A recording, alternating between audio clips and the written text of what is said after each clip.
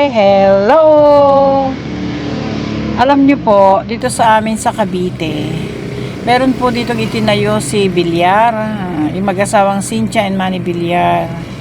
Napaganda nila yung lugar na kung saan medyo hindi na to napupuntahan ng mga tao dahil bulubundukin. Pero malapit lang to dito sa amin dahil sa marami siyang ginawang bypass. Napapadali yung aming mga transportation. Tingnan ninyo, oh. Ito po ay isang lugar na kung iisipin mo, ito ay for nightlife. Yan. Pumunta kami dyan na medyo dumidilim na, kaya yan, may mga ilaw. Tapos mga kubol-kubol po ito. Pinarerentahan nila. Nagrerenta sila ng space para tatayo ka ng kubol para makapagtinda ka ng mga foods. May mga pika-pika, meron naman may budget meal, meron naman din naman na pang katulad sa bahay natin kung ano yung mga pagkain na gusto natin kainin, meron po dyan. Yan, napakarami po niyang kubol o tent. Yan, tent. Yan. Ang ganda po ng nightlife dito. Tapos lahat yan legit na ano yan, na Bermuda. Yan, minsan andyan na rin, nagpapagabi talaga sila, nagalagay sila ng mga ano dyan, sa lapag, yung family, yan. Minsan may baby pa nga dyan na nakalagay sa paranduyan. Ayan, dyan lang kami, oh. Napakapayapa po ng lugar namin. Malapit lang po dito sa amin to, sa aming bahay. Pero siguro mga 20 minutes din ang travel namin. Ayan, ang ganda po nito. Naisipan ko lang pong ipakita sa inyo na ganito na po ang Cavite ngayon. Kasi noon ang Cavite po talagang nakakatakot daw puntahan ayon doon sa mga dating ang mga tinatawag nilang mga legit na taga Cavite, yung Caviteño na talaga. Natatakot pa yung mga ibang tao na dadayo dito. Kasi sabi nga nila parang medyo liblib pa at hindi naman nila kilala mga Caviteño kung ano mga attitude. So napalitan na po yung mga old Caviteño, napalitan lang po ng mga bago. Kaya ayan, medyo modern na rin sila. Ayan, yan, no? Pwede yan, magkakain-kain tayo dyan. May mga pika-pika, may mga milk tea. Yan, ang ganda po dito. Nakaka-amaze ng tingnan. Masarap na rin ang mga hinahain nilang pagkain sa amin. Nasa inyo na yan. It's for you to find out kung makakarasan nyo yung pagkain or not. Yan, mga times lang na katulad dahil mga senior na. It's about time naman na mag-ikot-ikot kami. Yan po yung mister ko, lakad-lakad lang siya. Hanap siya ng table. Gusto ko sana dyan sa labas para open air. Ayun yung bunso ko, kasama niya. Kaso, parang feeling ko makulimlim. Sabi ko baka mamaya kailan may pagkain tayo nakain. Ayan, ang ganda po dyan, no. Yan, ito sana napili namin. Kaya lang parang sabi ko pa, di ba madalas pa nag-uulan na ngayon. So sabi ko, kaysa naman, maghako tayo ulit ng pagkain natin, papasok tayo sa loob ng tent. Doon na tayo sa tent kumain. Yan. Ang ganda po dito. Ang laki na po ng ang laki po ng Cavite kasi. So, ang dami pang space na pwede nating lagyan ng mga business, Ayan, nandyan po ako. Pumasok na kami dito sa loob ng tent. To be sure na hindi kami mababasa. As usual, yan ka pa rin, may iwan ka na lang sa table. Sila na lang ang mamimili. Ayan, friends. Hopefully, lahat na ng ating lugar dito sa Pilipinas maging maayos at maging mapayapa. Makikita nyo mamaya ang mga ilaw dyan, lalo na pag gumabi na. Ako, napakaganda po. Minsan nagpunta kami nung kumpleto pa yung mga anak ko, nandito pa sa Pilipinas. Andyan kami sa damuhan gabi. Nagdala na rin kami ng namin, extra kanin, extra pagkain. Tapos umorder na kami dyan dahil yan nga po ay puro mga pangmadali ang pagkain lang. Ayan, ayan. Diba? Ang ganda po, diba? Yung Mr. Coco ng pagkain.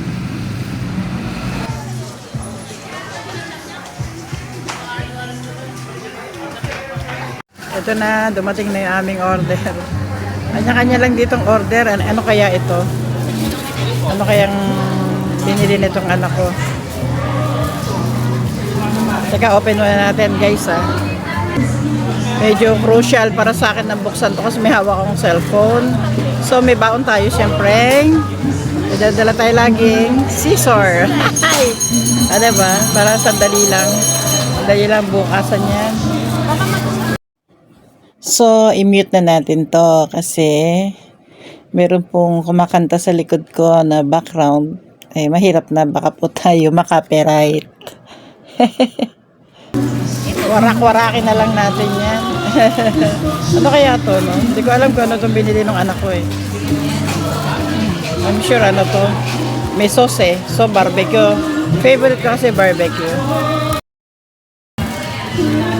Meron ditong karaoke dun sa likod. Nagkakaraoke mga gustong kumanta. Open air to eh. Ito ang Somo. Pagmamayari to ng mga bilyar and sino ba yung isang mayaman na ano? Ayan. Nakikita natin to guys kung ano naman ito. Saan pa natin? Hanapin natin yung ano, Cloud. Fishball. Meron dito yung mga pika-pika lang. Nyari fishball, kikiam, pero masasarap. Hindi pang kanto lang, pang kalye. Dito talaga tinatawag nilang medyo may class ang ano nila. Ito yun nyo naman guys, oh. Magkano upa dyan? 15,000 isang buwan yan. Ayan. Ayan. Ito pala yung binili ng aking anak. Pork barbecue. Kasi favorite ko pork barbecue. Tapos meron kami nito. Ayan ang asawa ko. Ano naman yung dala niya. Naghahanap siya ng typical na pagkain ng bahay. Hanap siya sinigang. Siyempre wala tayong sinigang. Ewan ko, may sinigang ka nakita? Meron doon. Doon. Umorder na rin siya doon sinigang. Ayan, ito naman ang sa akin. Wala pa yung anak ko eh. Umorder siya ng kanya. Bukan na natin tumikim. Gutom na ako.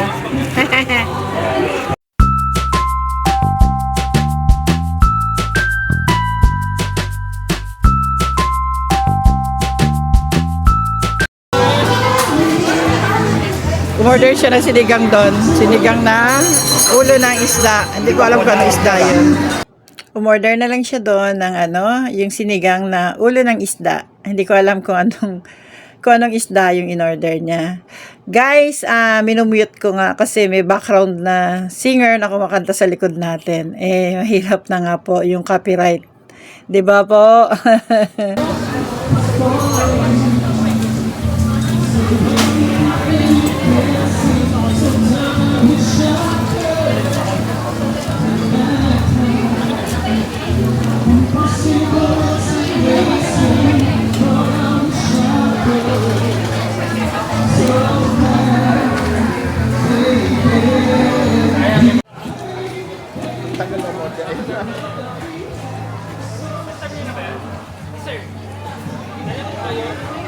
Uwi na kami.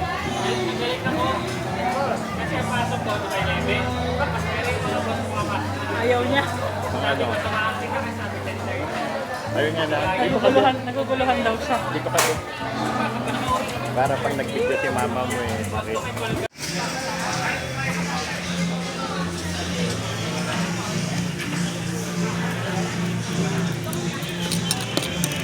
Natin. Yung drinks pala bili tayo. Ano kayo maganda?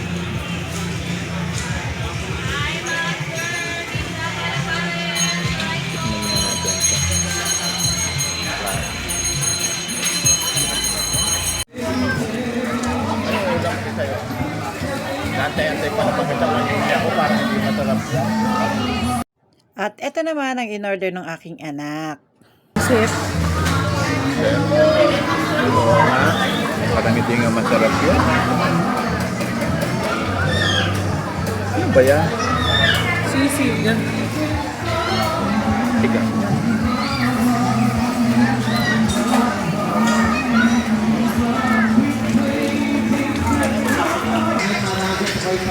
May paglabas natin.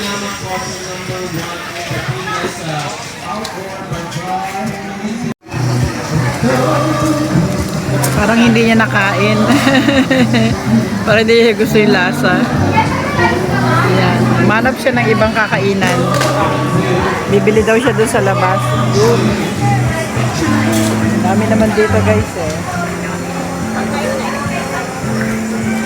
Lumabas siya para maghanap pa ng mga doon. Ang dami mga kalde-kaldero dyan. Open air kasi to.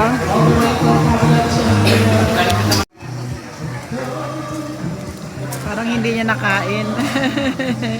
Parang hindi niya gusto yung lasa. Ayan. Manap siya ng ibang kakainan. Bibili daw siya doon sa labas. Yan, as you can see, dumidilim na po yung langit. Medyo gabi na yan. Padilim na po yan. Talagang ang buhay dyan po ay nightlife. Panggabi po sila. Kaya lang di kami pwede magpagabi masyado. Kasi iinom pa kami ng aming maintenance pag uwi. Yan o, sayang nga hindi niya nakain. Ayan, nagpe-prepare na kaming umuwi. Tingnan nyo oh. Madilim na, 'di ba po? Mga 7 PM na 'yan ang gabi. Uuwi na kami.